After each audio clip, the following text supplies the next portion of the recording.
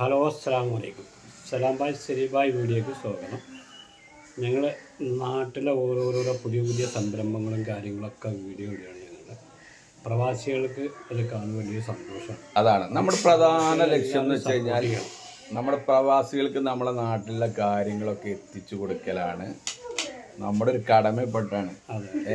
ഞങ്ങൾ ഒരു യൂട്യൂബർ എന്ന നിലയിലല്ല, നമ്മുടെ വാർത്താ മാധ്യമ പ്രവർത്തകരാണ്. നമ്മുടെ നാട്ടിലെ എല്ലാ കാര്യങ്ങളും നമ്മുടെ പ്രവാസികൾ കണ്ണെത്താ ദൂരത്തിരുന്ന് അത് കണ്ട് ആസ്വദിക്കണം. ഒരു സന്തോഷം വേറെയാണ്. വീഡിയോ എല്ലാവരും ലൈക്ക് ചെയ്തിട്ട് വേണം കാണാൻ. ആണോ?